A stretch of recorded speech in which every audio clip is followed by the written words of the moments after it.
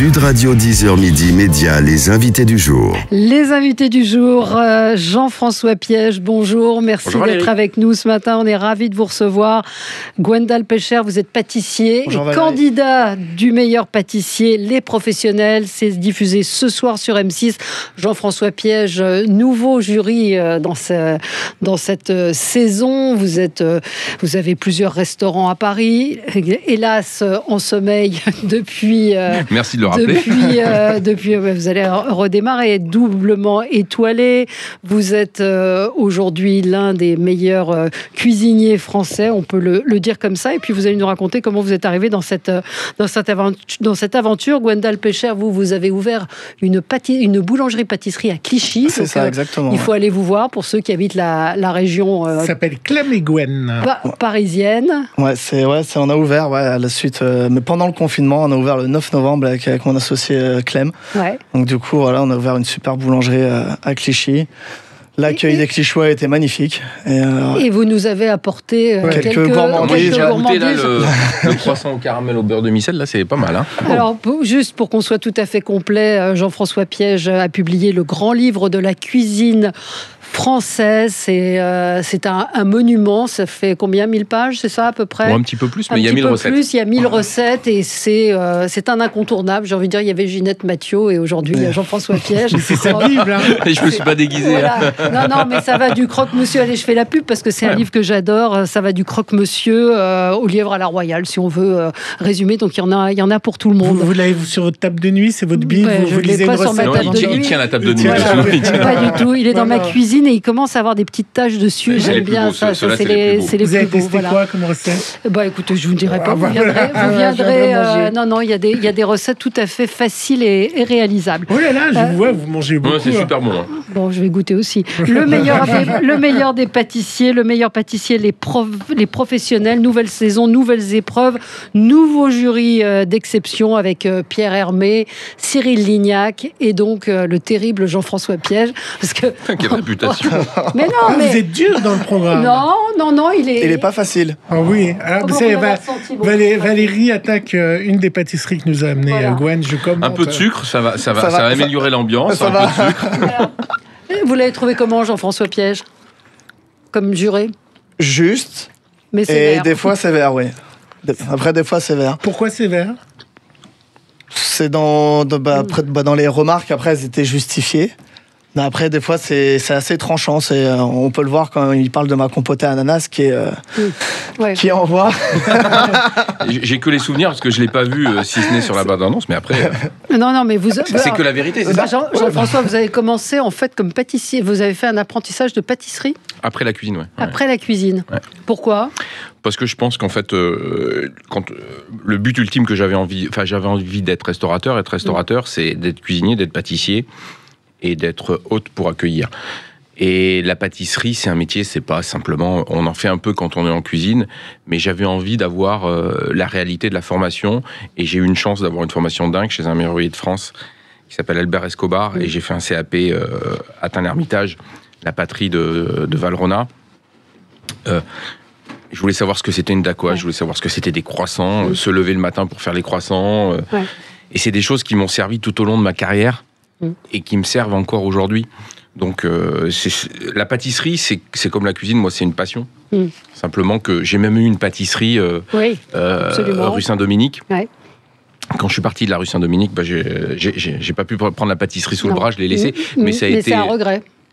Oui, c'est un regret. Vous aimeriez bien reprendre une pâtisserie éventuellement? Je sais pas, mais en tous les cas, c'était de bons moments. On a passé de jolis moments. Ouais. Et puis on a eu des belles révélations parce qu'on était dans le le chouchou. Ouais. On a mis un chou dans un chou. C'était pas une religieuse, c'est qu'on a glissé le chou à l'intérieur. Ouais. Ça, c'est nous, c'est des jolis souvenirs. Je vois qu'il y a une tarte framboise avec un sablé. Ouais. La première tarte citron que j'ai fait, c'était avec un sablé breton comme ça. C'était en 2013, donc il y a presque 8 ans maintenant. Ouais. Au début, ça se faisait pas parce que moi, j'ai apporté mon regard de cuisinier, l'instantanéité en fait. Ouais. C'est plus difficile, la cuisine. Est-ce que c'est plus compliqué? Est-ce que c'est plus difficile, d'être pâtissier ou cuisinier? Ou c'est une question? En fait, c'est deux métiers différents. Ouais. Il y a le pâtissier de restaurant et le pâtissier de boutique. Le pâtissier de restaurant, il fabrique et c'est consommé tout de suite. Le pâtissier de boutique, il fabrique et c'est consommé à la guise de la personne. Ouais. Donc, on tire pas sur les mêmes ficelles. Donc, c'est pas la même chose. Même pâtissier de restaurant et pâtissier de boutique, c'est même deux métiers pour moi presque différents. C'est ce que je viens de dire à l'instant. C'est deux métiers différents. Après, il y a des règles qu'il faut connaître. Pourquoi les blancs ça monte pas ? Si on n'a pas été formé, si on n'a pas, c'est ça qui m'a intéressé. C'est de connaître les techniques pour réaliser une belle dacquoise, une belle meringue, une belle crème, et parfois ne pas utiliser, mais ça c'est après par la suite, ce que je dis souvent, on apprend avec la pâtisserie ou la cuisine des autres, à un moment donné on fait la sienne. Et bien là c'est pareil, si on n'a pas été formé, on... Mais on est d'accord qu'en pâtisserie il y a des règles de poids, de pesée, on peut pas inventer comme on peut inventer dans la cuisine. Si on peut inventer, pour moi on a une recette de base et après on la modifie à son gré et à son goût. Ça va être de la poudre d'amande, on peut mettre de la poudre de noisette si on veut. On peut sucrer, désucrer les choses. Vous n'êtes pas d'accord, Jean-François ? Comment ? Non, pas d'accord. Moi, ce que je n'aime pas dans la pâtisserie, il y a des règles. Mais dans l'ancienne pâtisserie, et aujourd'hui ça l'est un peu moins, c'est que les pâtissiers goûtaient pas leur pâtisserie. En cuisine c'est pareil. Une vinaigrette, il y a une recette. Si on la fait au pif, il faut la goûter pour l'ajuster. Après, il y a de la sensibilité dans le produit. C'est ça aussi. Moi, c'est ce que j'ai incarné dans le programme. C'est se dire, attention, goûter, ajuster. Parce que quand on met une recette de compoté de fruits, si les fruits sont très sucrés, la quantité de sucre ne sera pas la même que si les fruits ne le sont pas. Et c'est ça qui est important dans la cuisine et la pâtisserie. Effectivement, il y a un ordonnancement, une organisation de la recette, mais la sensibilité, elle va rester personnelle et chacun doit apporter la sienne. Alors, Gwendal, vous êtes donc chef pâtissier, vous êtes passionné, vous avez su tout petit que vous vouliez être pâtissier ? Depuis toujours, mes parents m'ont demandé qu'est-ce que tu veux faire ? Depuis que j'ai 12 ans, je veux être pâtissier. Mais d'où ça vient ? Ça vient certainement de mon papa qui est maître d'hôtel. Ah oui. Et du coup, il a toujours bien fait à manger à la maison. Il a toujours les petits plats dans les grands. Et je confirme qu'il a bien fait de devenir pâtissier parce que c'est très bon. C'est un très bon pâtissier. Ouais. Vous souffrez un petit peu, effectivement, ce soir, mais... ce soir, vous allez souffrir. Il n'y a que de la bienveillance. Qu'est-ce qui fait que vous avez décidé de vous présenter à ce concours ? C'était, en fait, avec Julien, surtout, viens, on y va, de partager une aventure humaine déjà, tous les deux. Et après, on s'est dit, on va relever des défis et on va voir de quoi on est capable, quoi. Si je me souviens bien, dans les épisodes qui suivent, il y a des compliments qui arrivent. Je me souviens bien. Ah bon, ça va alors. Vous n'avez pas fait le cours Florent, Jean-François Piège ? Mais non, mais c'est pas ça. C'est qu'en fait, il faut pas garder ce qui va pas. Non. De toute façon, dans un métier, la pratique, on l'apprend en ratant. Bien sûr. Après, il y a des hauts, il y a des bas. C'est ce qui fait la vie. Et après, il faut apprendre à se relever. Non, mais quand je dis le cours Florent, c'est que Jean-François, il a un jeu d'acteur très très fort dans le programme. Et franchement, quand je vois les candidats... On s'est amusé. Vous savez quoi ? Ce programme, il était extrêmement intéressant parce que j'ai eu la volonté de faire ce programme quand Cyril Lignac me l'a proposé. Ouais. Et de la même façon, il m'avait proposé de le rejoindre à Top Chef. Ouais. Et j'avais passé tel bon moment au début de ce programme que je me suis dit que je ne pouvais pas refuser de passer ces mêmes moments. Puis vous aviez fait le concours en Italie, on vous avait reçu pour ça aussi, qui était une grande émission. Mais c'était effectivement de partager avec Pierre Hermé et Cyril Lignac. Incroyable. Et puis on voit, vous regardez les gâteaux, etc. Oui, alors, donc, je voulais vous poser cette question, par exemple, ici on a un gâteau, je n'ose même pas le toucher. Il faut demander à Gwendal, c'est quoi ? Alors, et comment vous faites pour si vous me donnez, si je veux être juré, vous me donnez quoi comme conseil, les 3-4 conseils ? Alors, on va pas faire comme ça. Dites-moi. On va se dire, sur les 5 gâteaux qu'on a là, quel est le plus joli ? On est d'accord ? On va se le dire. Ou le plus appétissant, non ? Celui le plus esthétique, le plus esthétique. Non, moi, esthétique. L'esthétisme, c'est quoi ? Celui-là, c'est le plus parfait, c'est le plus régulier. C'est celui-là, moi aussi. Mais moi, j'ai pas envie de le manger. C'est celui qui me plaît le moins. Mais moi aussi, c'est pas du tout celui que j'ai envie de manger. C'est pas celui-là que je prendrais. C'est celui-là. Mais après, au niveau du goût. Mais après, c'est juste en visuel. Oui. On parle du visuel. Oui, mais moi, je rentre dans la pâtisserie, c'est pas ce gâteau-là vers lequel je vais. Non, moi non plus. Et ça a été parfois, peut-être pour les candidats, au début, une incompréhension, parce que qu'est-ce qui fait qu'un gâteau donne envie ? C'est qu'on a envie de le croquer. Celui-là, il est tellement parfait qu'on n'a pas envie de le toucher, en fait. Ouais. Et moi, j'aime bien... Je ne vais pas parler d'imperfection, je ne vais pas parler de défaut, je vais parler de gourmandise. J'aime que le gâteau représente la gourmandise. Celui qui me donne le plus envie... C'est le Paris-Brest. C'est le Paris-Brest. Non pas pour le Paris-Brest, mais je vais vous dire pourquoi. Parce qu'en fait, on voit... Montrez-le à la caméra. Alors pour ceux, allez nous voir sur Facebook et sur YouTube en replay. Que ce qui doit être parfait est parfait. C'est-à-dire le pochage à la poche, il est parfait.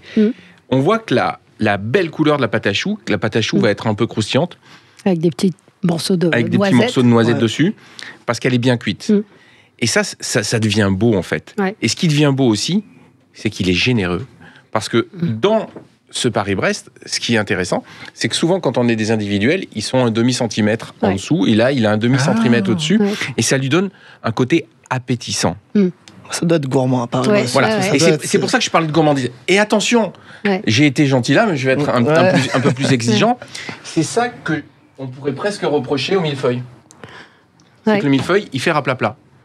Ouais, j'avais pas vu que c'était un millefeuille, moi. Mais il a été mis comme ça. Il a été mis sur le côté. Voilà, mais c'est la seule différence. C'est ça la beauté, en fait. Ouais. Là, ce gâteau-là, il est parfait. Donc c'est une sphère très brillante, très brillante. Très brillante. Ouais. Et celui-là, il est plus naturel. Parce que moi, je pense que dans la pâtisserie et la cuisine, le meilleur professeur, c'est la nature. Parce qu'il faut l'écouter pour choisir les ingrédients de saison. Et que quand une pâte pousse, quand... regardez on va dire un cake, hein, c'est pas un cake. Mais on va le décrire pour les... ça ressemble à une brioche. Ça ressemble à une brioche dans un moule à cake. On l'a à l'image pour ceux qui... Bon, là, elle a été coupée, donc elle a été un peu dézinguée. Mais ce qui est beau, c'est que c'est resté naturel, qu'il y a des brillances, qu'on sent qu'il y a des croustillances. Pour moi, c'est ça la réussite. Mais après, ça, c'est faisable parce que c'est un moule, parce que c'est une recette de glaçage qui est totalement gélifiée, que le sablé dessous, il est parfait. Hein. Attention, votre micro. Pardon. Que tout est parfait, là. Franchement, tout est parfait. Après on va pas se plaindre de la perfection. Non. Je préfère la perfection à... Il faut de la perfection. Voilà. Mais après, c'est des goûts et des couleurs aussi. C'est-à-dire, on le voit même dans le programme. Vous n'êtes pas tous d'accord. On n'est pas tous d'accord. Avec Pierre Hermé, vous êtes puis je vais terminer là-dessus. Parce que ce que j'aime aussi, c'est que la couleur, elle soit totalement naturelle. Et elle est totalement naturelle sur ce gâteau. On est sur des colorants naturels. Ouais, on est sur des colorants. Mais sur des colorants naturels. Pas sur les fruits. Naturel, au top. Donc le glaçage, j'ai envie d'avoir un glaçage de jus de fraise sans l'avoir goûté. Je savais que c'était pas naturel. C'est pour ça que je suis allé là-dessus. Moi, je préfère faire confiance à la nature que parfois à mon interprétation. Je la garde quand même pour moi. Mais il y a des goûts. Vous seriez allé vers celui-là ? Oui, mais moi je suis gogo, vous savez. Non, mais il y a... Non, mais j'ai pas dit qu'il était pas bon. On parlait vraiment d'aspect. Moi, j'aime bien l'aspect naturel. Oui, mais il en jette sur une table. Ah non, mais je dis pas le contraire. Oui, et donc vous dites à un moment, il faut penser à la carrosserie. Au lieu d'arrêter de penser à la carrosserie, pensez au moteur. Bah oui, parce que... C'est ce qu'il est en train de dire exactement là. C'est exactement sur le gâteau. Parce que vous allez rentrer, effectivement, que le visuel a une importance fondamentale. Parce que c'est ce qui va déclencher l'achat. Mais vous reviendrez que... Mais si le goût y est. Bah voilà. Il faut travailler le goût. Il faut travailler le goût. Et ça, moi, c'est quelque chose que j'ai appris auprès de Philippe Conticini. C'est le goût, le travail du goût avant tout. Et c'est ce que j'essaye, moi, de retranscrire dans l'émission avec Julien et dans mes pâtisseries que j'ai aujourd'hui dans ma boutique. C'est de travailler le goût et après, on travaille le visuel. Alors, est-ce que vous travaillez en temps réel, parce qu'on vous voit, et puis c'est monté, etc. Est-ce que quand on vous dit vous avez 4 heures pour faire cette pâtisserie, vous avez vraiment 4 heures, vous faites les cuissons, vous faites quoi pendant qu'il y a les cuissons ? Vraiment 4 heures. Et on a vraiment 4 heures. Et on chôme pas, il faut y aller. Et parfois, c'est chaud. Et des fois, c'est vraiment très très chaud. Le stress que vous allez pouvoir percevoir, il n'est pas joué. Hein. C'est une vraie réalité. Non, il est palpable, le stress, parce que c'est du vrai. Non, mais et surtout, c'est sur la première émission, on est là, on découvre. On découvre aussi les caméras. Parce qu'il y a des choses, il y a une épreuve où vous devez mettre en scène avec la France. Et là, j'avoue que la prouesse artistique... Je peux vous dire quelque chose, parce que c'est pas la première émission que je fais. Le meilleur pâtissier des professionnels, c'est quand même une émission où il y a une performance qui est réalisée par les candidats qui est quand même assez exceptionnelle. Plus que dans Top Chef ? Il n'y a pas de comparaison à faire. Mais la réalité là, c'est que quand on voit les gâteaux qui sortent, la quantité de travail qu'ils abattent, là, ils sont 2, donc déjà c'est une équipe, c'est différent. Mais moi, j'ai été assez surpris du niveau et de la quantité de travail réalisé. Et même sur des choses... Parfois, il y a des choses complexes. Leur équipe a toujours fait des choses un peu plus complexes. D'autres ont fait des choses plus simples. Et parfois, c'est eux qui fonctionnaient, parfois, c'est les autres. Et c'est ça qui est magnifique dans ce métier, c'est qu'il n'y a pas de vérité. La vérité, c'est le résultat. Le résultat et le plaisir que vous avez pu avoir. Ouais, c'était une aventure super parce que même on a rencontré des personnes extraordinaires avec tous les candidats. On est encore en contact aujourd'hui. C'est juste top. Ouais. Et voilà, sur toutes les équipes, il y avait des binômes qui étaient très différents. C'était génial. Oui, franchement, en fait, on est tous différents et aujourd'hui, on est tous en contact. On s'adore. On est là, on s'appelle souvent. C'est vraiment, même pour ça, ça a été super de faire cette émission. On voit, il y a quelque chose de très bienveillant. Il y a une vraie ambiance. Il y a quelque chose de très bienveillant. Revisiter. Moi, c'est un mot qui m'énerve un petit peu dans la cuisine. Revisiter, ça veut dire quoi? Revisiter, est-ce que c'est pas faire les pieds au mur? Non, j'aime bien dire s'approprier. Mais après, voilà, ce qu'on peut dire sur le millefeuille, c'est pas ça la structure d'un millefeuille. Oui. Mais après, on sait pourquoi. Mais après, la vérité. Mais vous faisiez des gâteaux assez classiques dans votre pâtisserie. Oui. Non, mais il faut verbaliser pour que tout le monde comprenne. En fait, c'est aussi ça. Hein. C'est que quand nous, on travaille dans un restaurant, dans une pâtisserie, c'est des mots qu'on va, comme vous, Valérie, qu'on va pas forcément beaucoup aimer la revisite. Ouais. Mais malheureusement, enfin, pas malheureusement, mais il faut savoir le dire pour que tout le monde le comprenne. Mais pourquoi revisiter un Paris-Brest? Ce soir, on va voir comment ils ont revisité une tarte tatin. C'est dans les personnes. Se dire, voilà. Mais moi, au final, je me suis dit, j'ai envie de manger une tarte tatin. J'avais pas spécialement envie de manger une tarte tatin. Après, nous, c'est pour ça qu'avec Julien. Alors, moi, je vais vous le dire. Non, mais c'est ça qui était intéressant. C'est que le tarte tatin, la tarte tatin, c'est un dessert de restaurant qu'ils ont transformé pour aller dans une boutique. Et c'était ce schéma-là. Au lieu que ce soit compliqué à expliquer, c'est le mot revisité qui a été employé, qui est peut-être pas forcément... c'est vrai qu'on peut ne pas adhérer, mais c'est ce qui explique parfaitement ce qui a été fait. Et c'est ça qui était intéressant. Effectivement, une tarte tatin, ça se mange tiède dans un restaurant, donc dans une pâtisserie, ça ne peut pas se manger. Oui.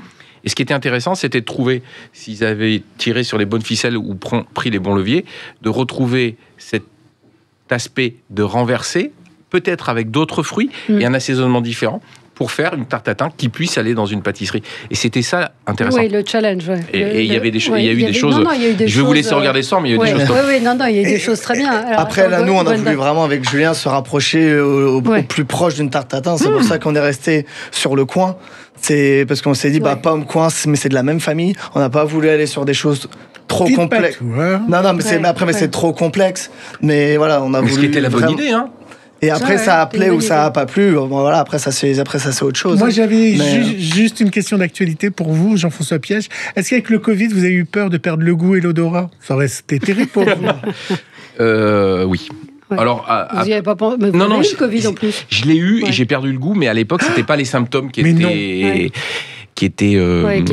définis, parce que je l'ai eu en début d'année 2020 et j'ai compris qu'après, j'avais eu le Covid parce que la perte de goût était là et moi, c'est revenu à peine au bout de 10 jours. Donc, et dans ce cas-là, qu'on est chef et qu'on a la perte de goût. C'est comme quand on était enrhumé, comme je savais pas ce que c'était, j'ai pas eu le loisir d'avoir peur. D'accord. Vous vous êtes dit, ça va revenir, je suis enrhumé. Je suis enrhumé, j'ai cru que c'était un rhume, mais en fait, non, au final, c'était le Covid. Alors, à tous, vous dites, et Gwendal, vous allez nous dire ce que vous en pensez, il y a trop de sucre dans vos gâteaux. Tout le temps, on nous dit, il y a trop de sucre. Tout le temps, on nous dit, il y a trop de sucre. Après, pourtant, on essaye de travailler toujours le goût de désucrer, d'enlever du gras. Mais c'est vrai que c'est quelque chose qui revient tout le temps. Et même de nos clients, on essaye toujours, ils veulent des pâtisseries moins sucrées, moins grasses. Mais c'est quelque chose qu'on travaille au quotidien, mais dans la pâtisserie, on ne peut pas non plus enlever tout le sucre. Non. On peut enlever en partie, mais pas tout à 100%. Non, mais il faut pas. Mais on peut pas enlever parce que c'est un exhausteur de goût aussi, le sucre. Après, trop, c'est pas bon. Mais si on met du polyol ou de l'aspartame, ça va pas avoir le même résultat, les propriétés physiques aussi. La crème anglaise, quand j'ai passé le CAP, c'était de 300 à 250 grammes de sucre par litre de lait. Aujourd'hui, au plus bas, on est en 150, 175, 125, c'est peu sucré. Ah, d'accord. Et voilà. Et pourtant, c'est la même recette, c'est une recette traditionnelle. 1 litre de lait, 8 jaunes d'œufs, la quantité de sucre que je viens de donner et le nombre de gousses de vanille suivant votre goût. Comment vous l'expliquez? Le goût a évolué? Le goût a évolué, mais je peux l'appliquer à la cuisine. Moi, quand j'ai commencé la cuisine, la quantité de beurre utilisée dans une cuisine était 3 ou 4 fois supérieure à celle d'aujourd'hui. C'est quelque chose de plus sain. Voilà, mais le sucre aussi, parce que quand on regarde les vieux menus que parfois j'ai la chance qu'une amie m'offre. On voit la quantité, la grandeur des menus qui aujourd'hui c'est condensé. C'est incroyable. Hein, quand on, donc c'est le monde qui évolue. C'est forcément le monde qui évolue. Ouais. Vous avez ouvert votre pâtisserie récemment. Comment vous avez fait le choix des gâteaux que vous alliez proposer ? Au début, je suis parti sur une gamme de gâteaux très classiques en me disant on assure, on veut des choses classiques et après là on commence à élaborer comme sur des gâteaux avec de la mousse de yuzu. Donc on voit, en fait on évolue en fait avec notre clientèle. On a ressenti notre clientèle qui était prête à goûter des nouvelles saveurs. Et là aujourd'hui on essaye de monter en gamme et en niveau. Moi ce qui me fait triper dans ce métier, c'est hors micro, on a parlé avec Gwendal de cette réalisation qui était faite avec la pâte à croissant.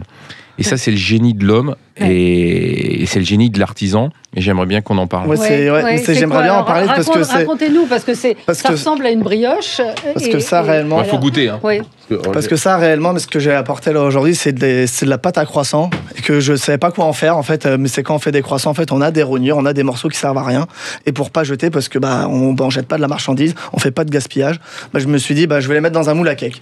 Je vais mettre dans un moule à cake, on met en pousse. Le caramel, Valérie. Et après, en fin de cuisson, on garnit d'un caramel beurre salé. Et moi, c'est un de mes produits favoris en fait dans ma boutique. C'est vraiment quelque chose de. Ouais. Et c'est même aujourd'hui, maintenant, on est obligé de faire de la pâte à croissant exprès parce que on a trop de demandes. Avant, c'était pour passer les chutes. Maintenant, on en fabrique exprès pour. Mais c'est comme ça. Mais c'est ça le génie. Ça a rencontré un réel succès en fait. Voilà, c'est. Et ça, je trouve ça génial. Bravo. Ouais, et en plus, ça reprend l'idée du Quenamen. Oui, parce qu'on a que ce côté beurré, ce côté beurré, sucré, caramel vient là. On n'oublie pas ses origines. Hein. Je m'appelle pas Gwendal, ça doit... Gwendal,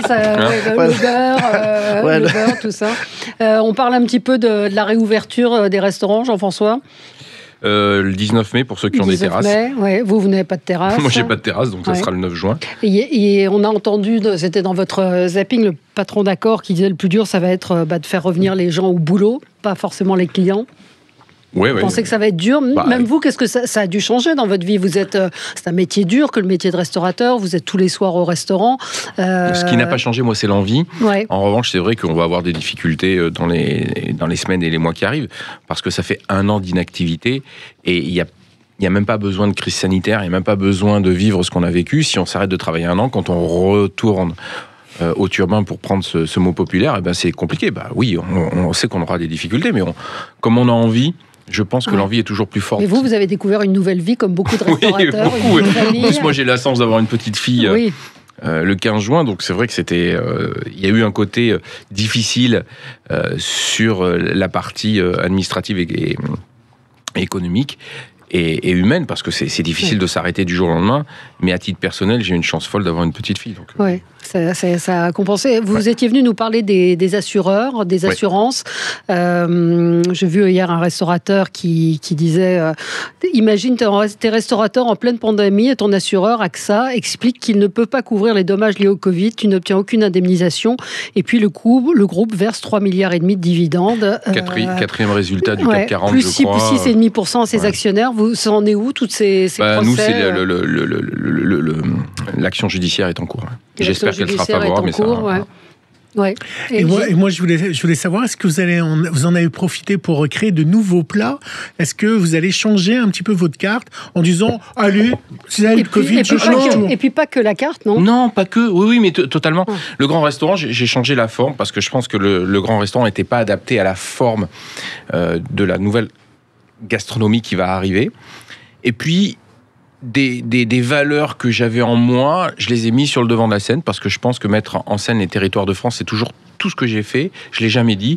On va le scander haut et fort, de mettre en avant culturellement les traditions des territoires de France et les ingrédients. Et cette période m'a permis aussi de trouver des choses assez incroyables. J'ai trouvé... une ferme qui fait du beurre de jerseys, c'est la vache anglo-normande Pinot Noir qui donne des choses incroyables. Je suis allé dans le sud-ouest, j'ai trouvé des noisettes et de l'huile de noisette qui sont incroyables. J'ai trouvé du porc noir aussi incroyable. J'ai trouvé beaucoup de choses. Ouais. Et des choses que vous n'aviez pas forcément le temps de non, faire. Non, oui, absolument. Ouais. Et puis c'était... ça a toujours été, chaque fois que je vais dans une ville, si je vois une pâtisserie, je rentre dedans, je vois un cavi, je rentre dedans, je vois une boucherie, je rentre dedans pour voir. Je fais la même chose. Voilà. Si, vous faites pareil. Sauf que là, j'avais encore plus de temps, donc je l'ai fait et je m'en suis servi. Je me suis même poussé. C'était l'occasion. Je suis même allé à la découverte de ces moments-là pour être encore plus fort, pour adapter. Et concernant les recettes, pour ce que vous disiez, Gilles, eh bien, il y a des choses qui ne vont pas changer, mais il y en a d'autres qui vont évoluer. Bon, comme quoi Comme quoi. Non, mais comme quoi quelle recette? Non, mais tiens, je vous dis, on est en train de travailler, je vois ça, parce que au grand restaurant, on a décidé, sur le dernier plat qui est le menu, de faire le pain à base du gras de la viande qui va être choisi. Mais non. Oui. C'est-à-dire, là, on a fait une volaille, et on a fait un pain avec les gratons de volaille, et c'était juste dingue. Donc voilà. Ça peut vous inspirer aussi? C'est je vais en soumettre à mon boulanger. Mais vous aussi, vous êtes un dingue. Vous faites comme Jean-François, vous rentrez dans les pâtisseries, vous allez tout goûter. Moi, tout toujours, voir. mais c'est n'importe où je vais en France ou à l'étranger. C'est la gastronomie, les restaurants, les pâtisseries. Ouais, puis de choisir une farine. Là, on a choisi une farine T80. On a arrêté les farines de base. Les farines blanches de base. Et on est monté sur T80, même sur des... J'ai fait une pâte à brioche. Alors, c'est vrai que ça vit différemment. Mais ça a un goût. Ça n'a rien à voir. Bon, vivement que les restaurants rouvrent. En tout cas, les pâtisseries sont ouvertes, les boulangers sont ouverts. Ce soir, le meilleur pâtissier, les professionnels. Franchement, moi, j'ai pris un immense plaisir à regarder cette émission parce que d'abord, il y avait de la technique, il y a de l'intensité. Et de la bonne humeur, effectivement, et beaucoup de bienveillance, c'est ce que je disais. Et beaucoup de vérité. Ce que j'aimerais dire, c'est qu'en fait, il n'y a rien de fake dans cette émission. Non, ça, non, mais on le sent parce que je vous connais, Jean-François, je connais Pierre Hermé, un petit peu Cyril Lignac aussi, ils font pas semblant. Et je crois qu'on pourra le voir ce soir. Merci Gwendal, puis on vous souhaite bonne chance. On verra jusqu'où vous irez dans l'aventure. Merci d'avoir été manger pendant que vous êtes avec vos débatteurs. Voilà, merci. Merci. Merci. Sud Radio 10h midi, Valérie Expert.